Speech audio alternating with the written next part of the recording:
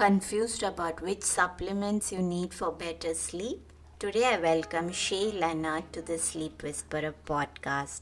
Shae Leonard grew up in Artesia and earned her Bachelor of Science. After completion, she obtained her Master's in Physician Assistant Studies at Texas Tech University. She practiced in allergy, immunology, medical aesthetics, and integrative psychiatry. Her experience in psychiatry as well as her personal health journey led her to seek alternative functional healthcare methods for herself and for her patients. She was first introduced to functional medicine at a young age by her mentor and aunt, Dr. Cynthia Coor. She herself was struggling with a variety of health concerns at the age of 16. She's completed an extensive training program with her mentor, certified anti-aging and functional regenerative medicine expert in holistic hormonal balance. She's also completing a certification program in functional medicine. Today's episode is a really important one and is power-packed with recommendations and protocols for the right supplements for sleep. If you're a health practitioner, make sure that you have a pen and a paper to jot down all this information that's just packed into this episode. What are some of the very common nutrient deficiencies that impact your sleep? What are the factors that should play a role in which one you choose? How might you get some sleep nutrients from food and where might you need it from supplements? As listeners, if you have anything to share, any questions, please do reach out to me at deepa@fight2thrive.com. Here's a review from Apple Podcasts. Deepa, you have hit the nail on the head with the physiological contributors of sleep deprivation. You have done such a wonderful job bringing out such a unique podcast in the space where everybody tells you what causes the problem and no solution is given. Your approach to providing us with the tools is the need of the hour. Thanks for doing this. It would mean the world to us if you could just take 2 minutes to leave a rating and review if you've been enjoying the show. It does help us to keep doing the work. Welcome to the Sleep Whisperer podcast. I'm your host, Deepa. Join me and my many expert guests and medical professionals from the cutting-edge science of functional medicine of the West and ancient wisdom of the East. Learn all about how to discover your root causes of poor sleep and understand the proper tools and techniques to end your confusion and begin getting a good night's sleep. It's time to regain hope and begin your sleep journey with the Sleep Whisperer podcast.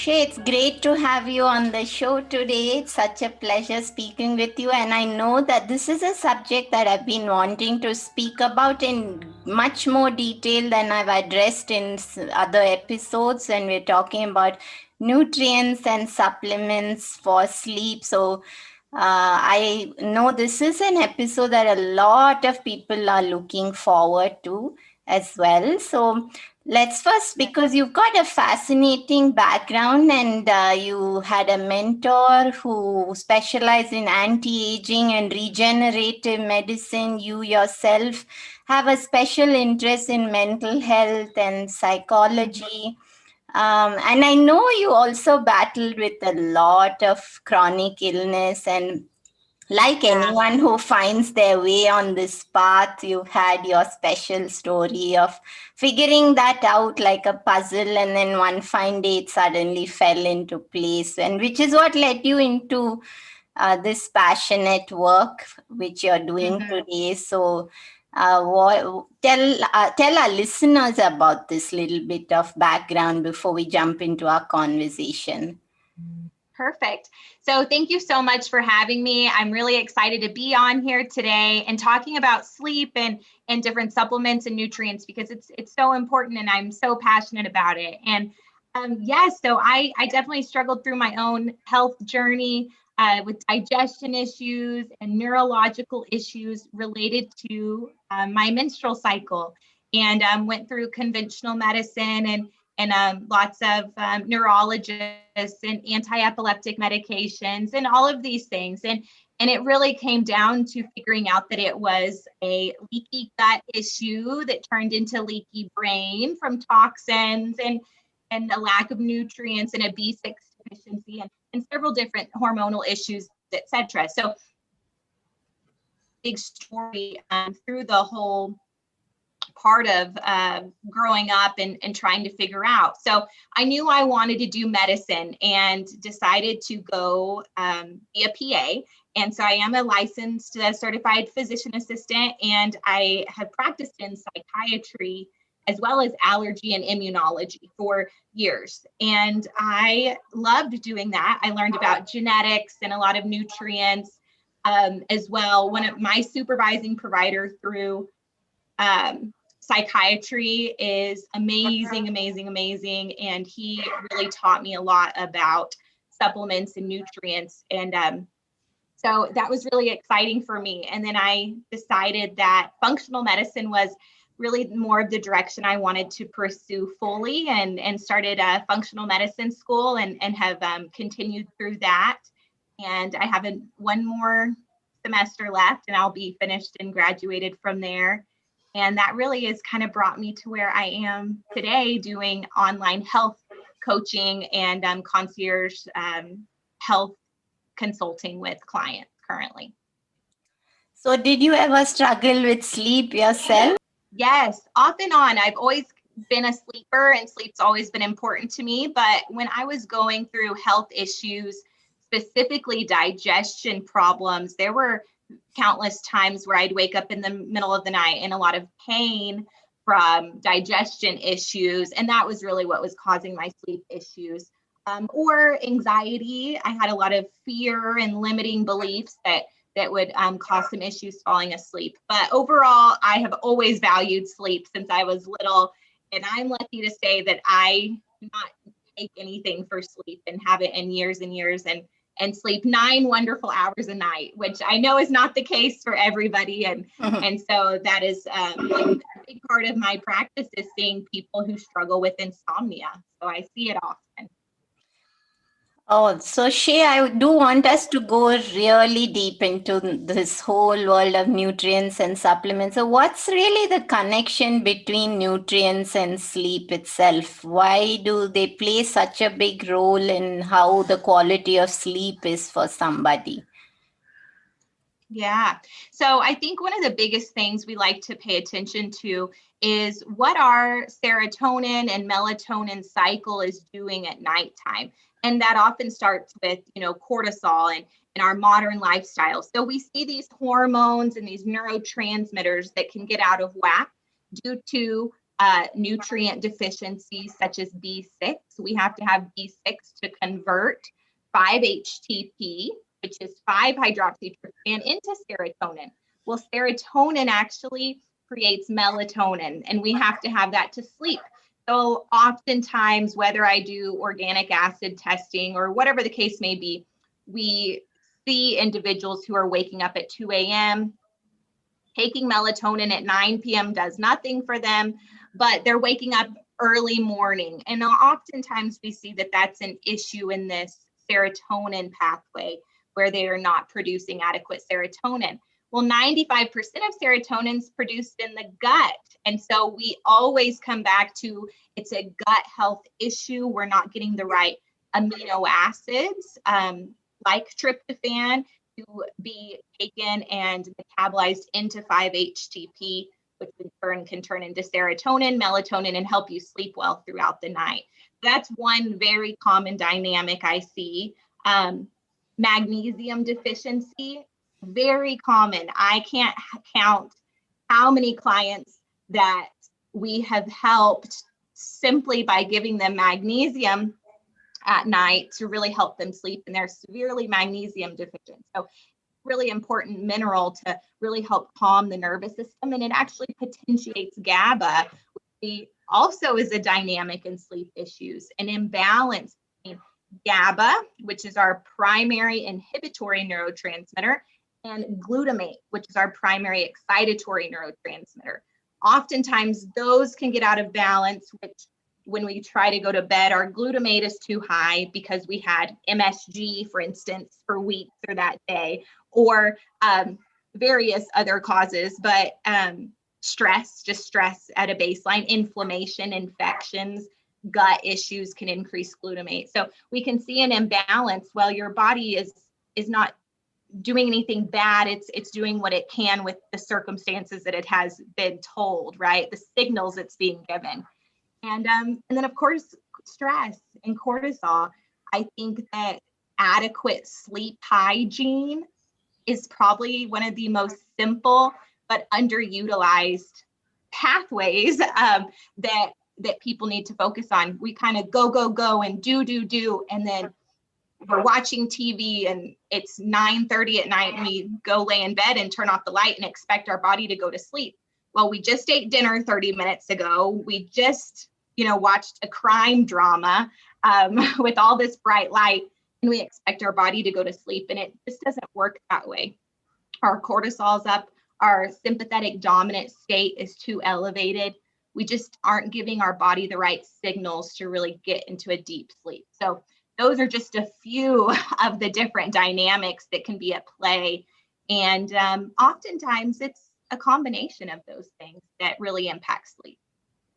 Yeah, you're so right. And in fact, I think a lot of people do this mistake of not honoring the simple things that we have right in front of us, which don't really require us to spend money. It doesn't require us to see anyone. And then instead, they are going on Google and searching for fancy medication and then wondering why. So it's a very good point that you made, that before you go into all of this, you first need to do the simple cleanup, and that's really important.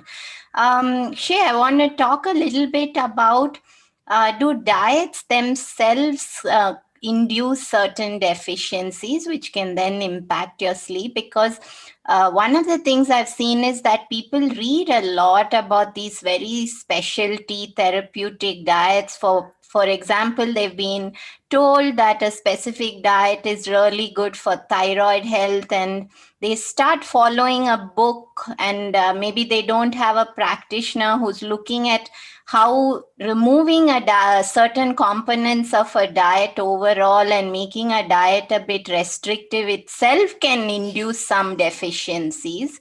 And then maybe they're following this therapeutic diet for long term. They've been told it's a healing diet, which is just for a couple of months, but they've been following it for a year or more. So can talk a little bit about how, or it could be the other way around, Shae, where choosing a certain diet due to cultural beliefs or ideological beliefs can trigger a certain set of deficiencies, which then induce poor sleep. So let's talk a little bit about that intersection between your choice of diet and how that can itself trigger deficiencies.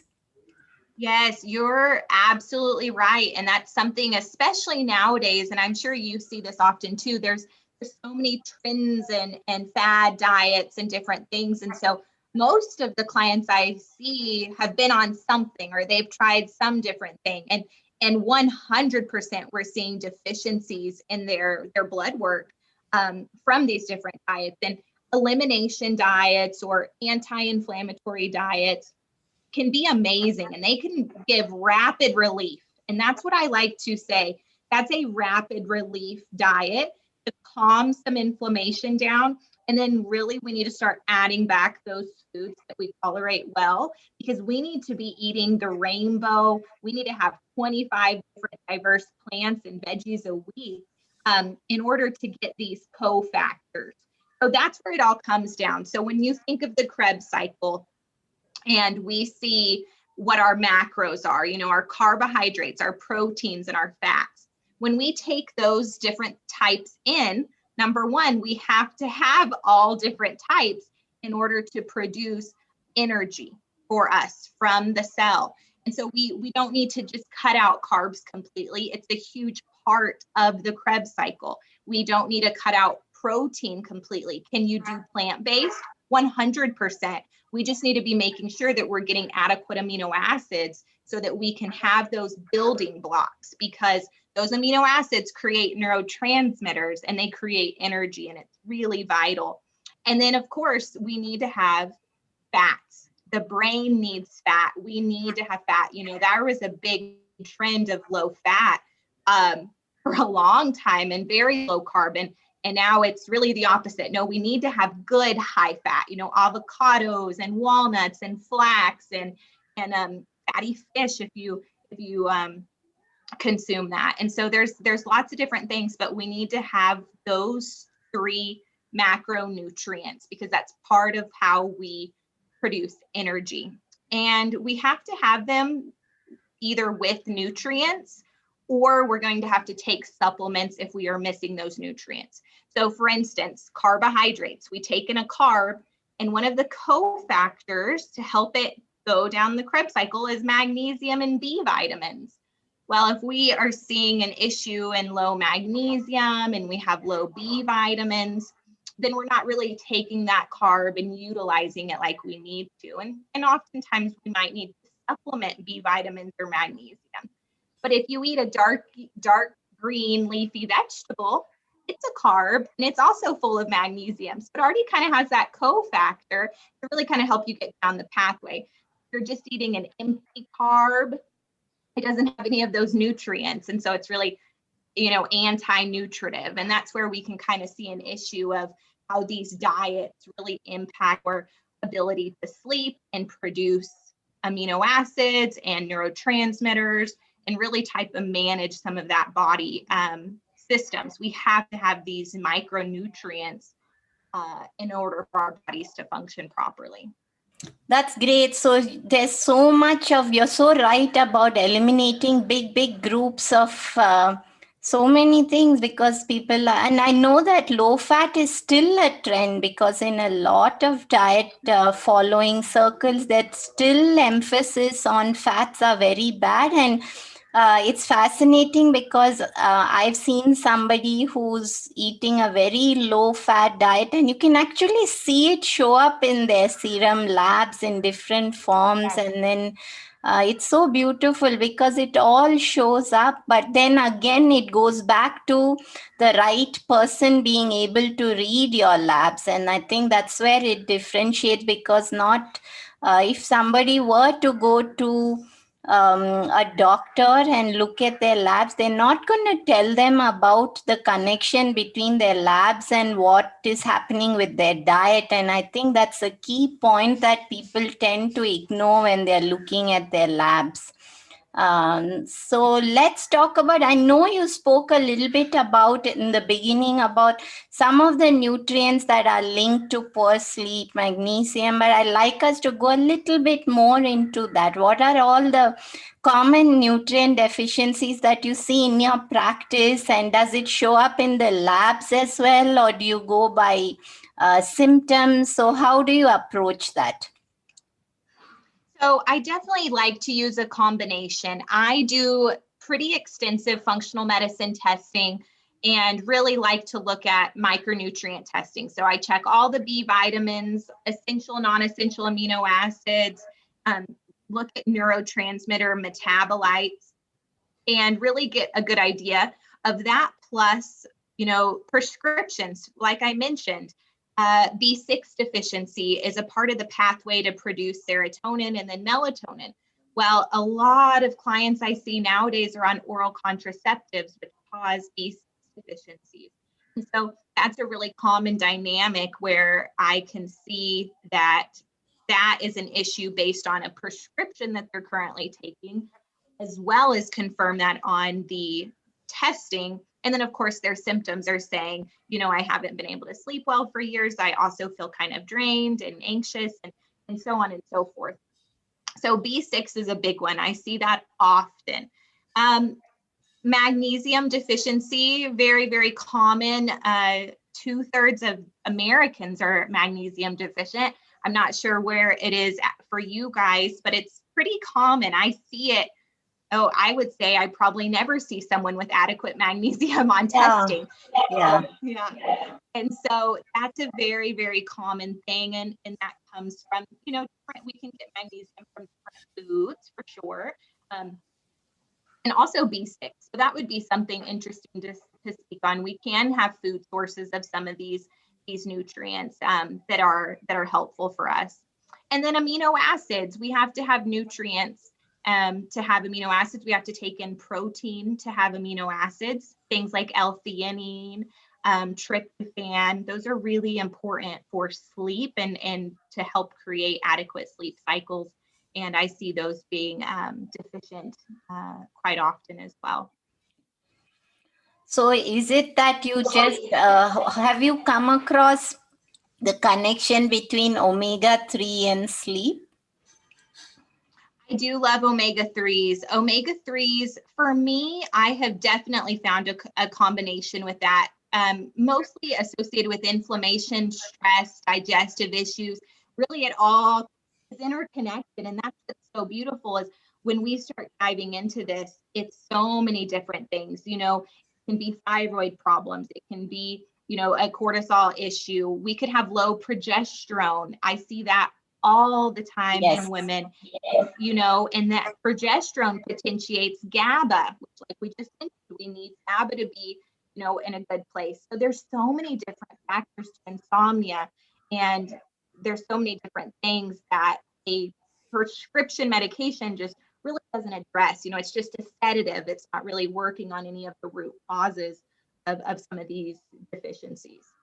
So when you see somebody, Shae, with a low progesterone, what do you actually do for that? Depending on their age and their history and different things like that, I try to figure out the root cause of that.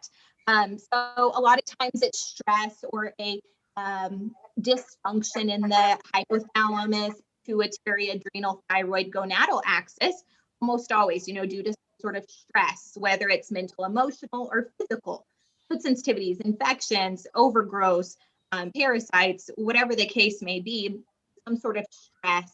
And when your adrenals are kicking out all that cortisol, really not focused on sex hormones. So we can kind of see deficiencies in progesterone, which is automatically giving us this estrogen dominant state, which is not conducive for sleep either. It increases glutamate, it increases this type of sympathetic dominant state just from having estrogen dominance due to low progesterone. So taking care of the estrogen dominance can really help your progesterone work as well. Do I use some specific herbal remedies and have I used bioidentical progesterone? Absolutely. Based on a case-by-case basis, can be very effective if needed.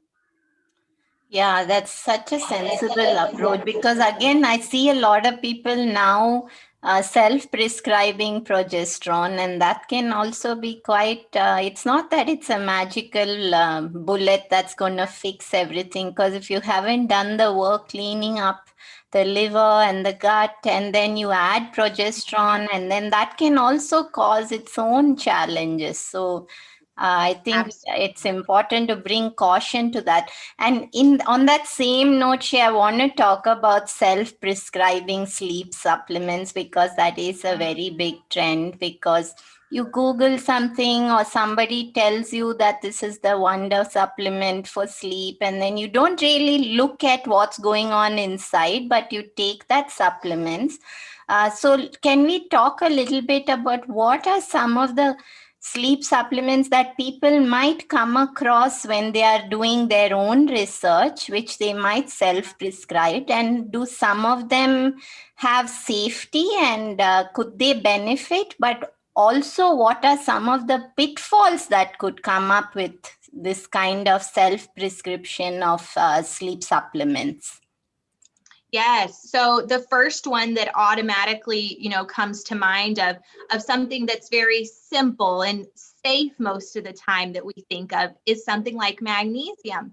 Well, in the hands of someone with kidney failure, that is a nightmare. And so even something so simple as magnesium can really have devastating impact if someone is not aware of, needing to have proper filtration in place for something like that. And so we do need to be careful, even when we use something as simple as magnesium. I have seen very often when people use something like 5-HTP or tryptophan, right? It's precursor to serotonin. We can have serotonin syndrome. We can get an overload of that, especially if they're taking some sort of antidepressant like an SSRI Yeah. that's really working on that action. And they would not know that. They're taking that, Lexapro or antidepressant, and they take very high dose of 5-HTP or tryptophan to help them sleep. Next thing they know, they're in the ER with serotonin syndrome. That could be very, very scary and cause a lot of issues. And by itself, 5-HTP in the right setting can be wonderful. I mean, it can make a huge difference, but there's so many dynamics at play. You really, really need to be careful. These herbal remedies have interactions with prescription medications. They have interactions with other things. So we don't want to just be substituting prescriptions for supplements. Often is it sometimes a better choice? Yes, but that still can be a band-aid. We still want to really work on what the root cause is. And that's where sleep hygiene and managing stress and things like that really is the most important at the end of the day. These supplements and herbs that we like to use most often should be more in a rapid relief, stabilization type setting while you make the lifestyle changes necessary to help promote sleep or wellness. And on that same note, Shay, because I do know a lot of people who are on SSRIs who have taken 5-HTP and got into problems. You spoke about how this is not a band-aid and it doesn't replace, but I think could you also tell us a little bit about how you can't suddenly go cold turkey and stop an SSRI without somebody telling you and then just replacing it with something like melatonin or even something like CBD oil. So what would happen if somebody were to not see their practitioner who's prescribed an SSRI and then just decides to one fine day withdraw it cold turkey and just replace it with something else? Yeah. So you could be the lucky person who is a rapid metabolizer genetically of whatever medication you're on and you handle it well. But you could also be the person who does not handle withdrawal. You don't process adrenaline well or serotonin well, and you will find yourself in very, very, very horrible withdrawal. And SSRI withdrawal, specifically SNRI as well, Effexor and Cymbalta and some of these is very unpleasant and it can be extremely dangerous. And so you definitely do not want to be tapering off of prescription medications on your own and trying to replace those. Now, is there a place to do that with a provider safely using different remedies? Of course, but that needs to be managed because there's several different dynamics at play, and there's several different things that could go wrong that you would definitely not want to be trying to do that on your own at all. Yeah, I think this is something that I've been so cautious and concerned about because I'm seeing it a lot more everywhere. And yeah, so tell us about now if we do want to go down the route of choosing the right nutrients and the right supplements, of course, in combination with doing other works, including cleaning up, sleep hygiene. What should be the factors that play a role in guiding this choice of what does each one actually decide to go with? Okay, so that's a hard question because I definitely feel like it's going to be unique for each Yes. person based on their history, based on their testing.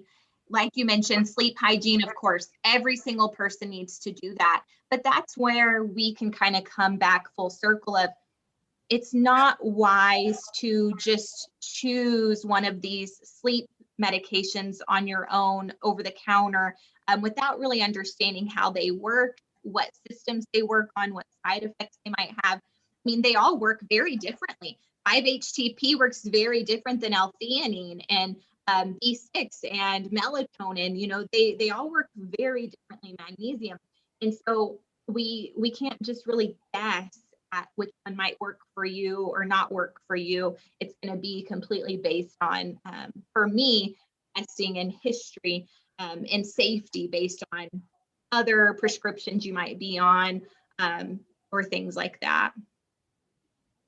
Yeah, for sure. That again comes back to the fact that maybe it's not really the best thing to be self-prescribing things unless you're really aware about what's going on within your body. And most often, more commonly, what we find is that people don't really have the resources to be making those choices, because usually it comes about as recommendations from somebody else, and it might have worked for them, but it may definitely not work for this person because their body is so different.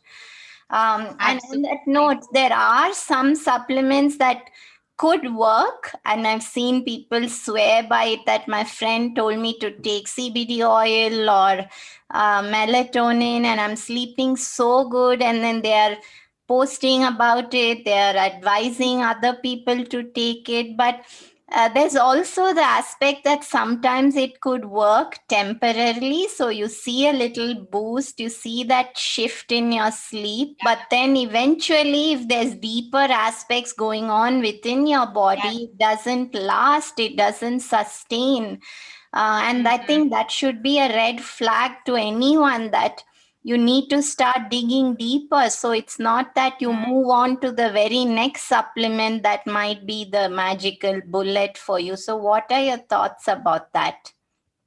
Yes, I think you're so correct. And it's this notion of this rapid relief. And that's kind of what you're doing. It may be okay for rapid stabilization, but we need to figure out the root cause. We don't want to just, be on another something for the rest of our life.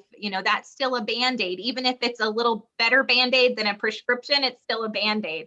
And so doing things that actually heal the circadian rhythm, waking up early in the morning with the sun and going on a light walk towards the evening at bedtime. Sleep with a sleep mask. A lot of times we are just disrupted by the smallest hint. I can't count how many people sleep amazing just because we did a sleep mask, Yeah. And then addressing some of the other root causes like stress or thyroid issues or gut health problems or diet and nutritional deficiencies, really trying to find that root cause. And when we just see a group of insomnia people on Facebook and we follow it and we try all these different things, it's just not going to be conducive for our unique health. Our health is just as unique as our fingerprint. Everyone's is very different, and how we handle things and how we tolerate and what we need is very different from other people. And so the one size fits all approach is what we have tried to get away from. We don't, it doesn't really work. We really want to make sure that it's personalized and not guessing. And Shae, on that same note about Facebook groups on insomnia, I do want to bring attention to this scary aspect that I came across a Facebook group on insomnia just a day before our conversation. And there was a lot of discussions going on about recommending sleeping pills to each other, and there was no scope of those recommendations. It was not that they were medical practitioners who were qualified to be giving, but they were recommending that others take sleeping pills as well. And I don't know. I mean, this is again a very scary trend that these kind of medication, are they actually available without prescription? And that itself seems quite concerning to me. So I Yeah. think you've brought great emphasis to the fact that people should focus on the deeper work and busting the sleep myth that you can have terrible sleep habits, sleep hygiene, and you can just get your sleep from one pill. That's such a myth out there, and it's important to have other advocates like yourself who are busting this myth and bringing the areas of concern that people really need. I want to talk a little bit more since we are getting close to the end of our conversation, that some of these sleep nutrients that you spoke about, we spoke about magnesium and B6 and omega 3, and you did mention that you can get them from food sources as well. So I want us Yeah. to go a little bit about how do you get some of these sleep nutrients from food itself? Yeah. So y'all have heard me mention very many times how important B6 is for the serotonin pathway and the sleep pathway. And so great ways to get B6 if you do eat meat, poultry, beef liver, fish, and then also whole grains, lentils, which I love, nuts and seeds, spinach and carrots are great for B6. So those are some great ones. And then, magnesium, different things like dark leafy green vegetables we mentioned, oatmeal, and chocolate, which is why during our menstrual cycle, we tend to like chocolate because it's got magnesium in it. Nuts and seeds, lima beans, and as well. Those are some great sources. And then, like we mentioned, omega-3s, walnuts and flax and different fish like mackerel and salmon and sardines. Those are really great sources of omega-3s as well. And you mentioned chocolate, but I think also maybe we need to differentiate between kinds of chocolate, because sometimes people Definitely. just get chocolate and then they go berserk, and next thing you know, they're eating all kinds of chocolate, which can really mess with sleep. And I've also found that Yes. some people do struggle with histamine issues, and then that Mhm. triggers poor sleep, and then therefore chocolate Yes. can be. So, can you just differentiate when you say chocolate, what do you really want to reach for if you would like to Number get Yeah. So magnesium number from it? one, yeah, if you want to get magnesium from it, great. Still don't take it at nighttime because it does have stimulant effects. So no matter what, no chocolate. For me, no chocolate past afternoon is that what I recommend. But I always recommend a 75% Yeah. dark at least, and no added sugar. You can do fruit or monk fruit. I prefer stevia if you tolerate it, but I prefer a no sugar added 75% dark raw cacao. Not your good old milk chocolate from the grocery store. That stuff is not good for you. Don't eat that. Yes, yes. And what I really appreciated also, Shay, when you spoke about the foods, there was such a diverse list of foods which you mentioned. And it's not that if somebody is plant based, there's so much, there's so many lentils, nuts, Mhm. seeds, and they're so full of nutrients. In fact, my son, who's 11 years old, now has a little box of green pumpkin seeds beside his bed. Yes. And Uh-huh. sometimes when he wakes up in the night and he's sleepless, He'll you eat see him them. sitting in bed eating his pumpkin seeds and goes back to Yes. sleep. So I think it's really important that you keep the diet as diverse as possible. And that's what I took away from whatever you said. So Absolutely. what are some of the guidelines by which you choose your signature sleep supplements? I know you said that everybody's unique and everyone who comes to you has this unique blueprint of themselves, and I also believe that. But how would you just talk us through a little bit about how would you choose supplements based on different people? So, for instance, if someone is having more of a stress, sympathetic, dominant, um, like state where they're having issues with adrenaline, for instance, I really like using L-theanine and GABA potentially. So I love to use L-theanine. It seems to be very safe and doesn't really cause this heaviness next day. And so I like to use that one, and I feel fairly comfortable using that one quite often for Is kind of a really is there a dose that you use which is safe to start low, and when in even, and do you also start that even when somebody comes to you and they still have deeper issues, but is it one of those supplements that you can start at the beginning?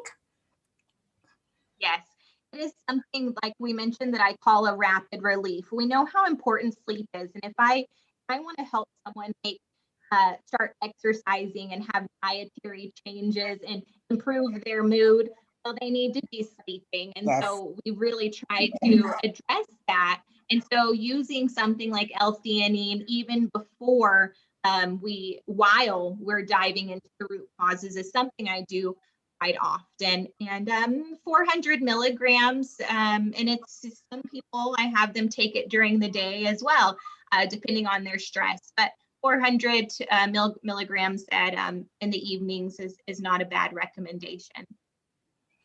Okay, and then you mentioned GABA. So is GABA one of the, I mean, GABA is something that's discussed a lot in the nutritional world, and there are people saying it doesn't work because if it works, it's a sign that you have a leaky blood-brain barrier, and if you had a healthy blood-brain barrier, then it can't penetrate and be effective. So what are your thoughts on GABA, and also in terms of dosing? Yeah, I think that could be true for sure. You know, L-theanine and taurine and all of these, they produce GABA. They're precursors to GABA. So either way, when you take L-theanine, the hope is that you're potentiating GABA. So that's kind of how that works. So if L-theanine works, you know, theoretically, we should see that GABA can be as effective as well. But of course, it doesn't always work for every person because it may not be a GABA glutamate issue. That might not be the imbalance. They may not, just plain and dry, not have enough serotonin, and they need something like tryptophan, or they're magnesium deficient and they need magnesium. So I think that that's possibly true where GABA wouldn't work for everybody, just like 5-HTP or magnesium also may not work for everybody. So with GABA, what would be the dose that you actually begin with? Pretty low dose, and I do tend to use about 500 milligrams or so in the evening. And Shae, one more thing that I think I would like you to talk about is that you mentioned some of these very good sleep nutrients. Do you use them ever in combination with each other, or is it just that you pick one? Yes, I do tend to use combinations, especially if there's several dynamics. There is a formulation called Optimal Sleep by Seeking Health. I like that combination. It's got a little magnesium, a little B6, a little GABA theanine in it, and I like that combination, and in fairly low doses. And so there's some herbal recommendations too. We didn't even talk too much about that, but lemon balm and passion flower and valerian, and I love those. I think those are ashwagandha. I think those can be extremely helpful. Those really are, you know, adaptogenic herbs that really work on cortisol response and the hypothalamus, pituitary, adrenal, thyroid axis. And so that's a whole nother dynamic. And I do use those in combination typically. There's a couple formulations from Gaia Herbs, Sleep Through or Calm ASAP, that are really great, nourishing herbal remedy combos. Do you use some of those recommendations as just drinking herbal teas? Yes, I love herbal teas. And I also think that's a really great way to start that in the evening as part of a nighttime ritual. I do believe in nighttime rituals and giving your body all the right signals for sleep hours in advance, you know, 3, 4, 5 hours in advance, telling your body okay, we're going to go to sleep soon. And I think drinking an herbal tea, taking an Epsom salt bath is a wonderful, wonderful way to have a nighttime ritual to get your body ready for sleep and start producing some of that melatonin. Shay, I actually loved our conversation so far, and I know we don't have too much of time. So I do want to also check with you. I know you spoke about these wonderful sleep supplements, but you also have a baseline supplementation. I mean, obviously, somebody who's struggling with sleep has so many challenges going on internally. So just one supplement is not going to but do you have your signature baseline supplements that you feel that even before you do deeper work on somebody, there are some things that should be in place which are just basic and they need, it's like a complement or an adjunct to their diet. So, do you have something like that? Yes, just your baseline. That do you feel that Yeah. everyone needs B vitamins or everyone needs, what are your baseline supplements? Magnesium. So from everyone from there can tell I love magnesium. Most of my clients are struggling with constipation, anxiety, and sleep issues. And Yeah. so a magnesium to start off with is really a no-brainer as long as there's no contraindications. And I really like magnesium threonate, magnesium glycinate for sleep and anxiety, also taurate because that's taurine. So that can also help produce GABA. So those are my favorites for magnesium at night. Obviously, if they're having constipation, we'll do citrate, magnesium citrate. But everyone who knows me knows magnesium's my first go-to. It really can help several different areas pretty quickly and actually is a root cause deficiency. It actually can be a root cause. Magnesium deficiency can be a root cause. And I love addressing that as well. And then, yes, B vitamins. I do a lot of genetic work and epigenetics. And so methylation and adrenaline and COMT and MTHFR and folate transport is really important. So I do tend to use methylated B vitamins, and I'm really big on amino acids, making sure that we are getting 60 at least grams of protein every day, whether that's in a plant-based protein shake, which is what I recommend commonly, in order to have the building blocks to make neurotransmitters like serotonin and dopamine and things like that. So I do want to ask you that when it comes to plant-based proteins, you mentioned the shake. So what really is your form of plant protein? So is it pea protein based, soy protein based? Pea, I definitely prefer pea, pumpkin, and those are pretty much the biggest ones because a lot of my clients, we have to be careful with certain grains. So I don't have a ton that use rice protein unless they tolerate it well. But pea and pumpkin are probably the most common. Normally it's a combination of several of those, but pea is typically the biggest contributor in those protein shakes. Shay, so what in your mind do you feel is the biggest root cause of so many sleep challenges? Because there are so many millions of people struggling with sleep issues. When in your head, what is the biggest trigger for all of it? Our modern lifestyle, simple. That's what I see most often. It is we don't stop. We are constantly being exposed to go, go, go, do, running around, poor nutrition, toxins, and stress. And so this modern, sympathetic, fight for your life lifestyle is what I highly, highly think is contributing to chronic insomnia nowadays is simply stress.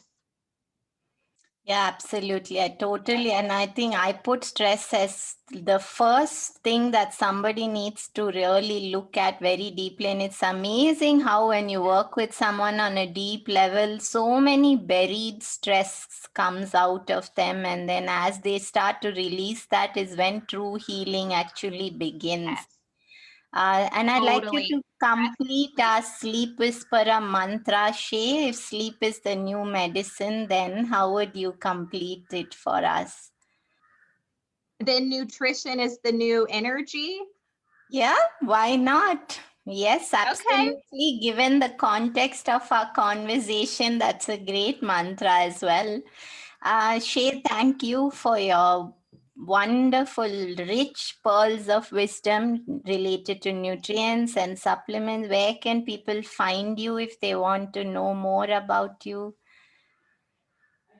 Yes, thank you so much. This was so fun. And I think we talked in depth about really important things. And so I'm really excited. Anyone can find me on social media. My Instagram is at Shae Leonard. And my website is www.shaeleonard.com.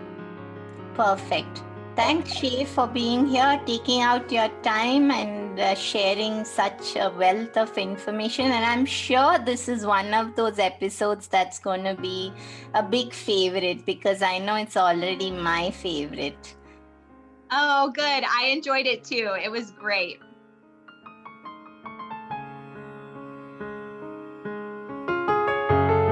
Hey everyone, I hope you enjoyed the show. Just a reminder that this podcast is for information purposes only. This is not a substitute for professional care by a doctor or otherwise qualified health professional. This information is provided on the understanding that it does not constitute medical or other professional advice or services. If you are looking for personal help on your health journey, do seek out a medical practitioner. Please do make your own healthcare decisions based upon your research and in partnership with your doctor or otherwise qualified healthcare professional. It is in no way intended as medical advice, as a substitute for medical counseling, or as treatment or cure for any particular health condition. Be sure to always work directly with a qualified health practitioner before making any changes to your diet or lifestyle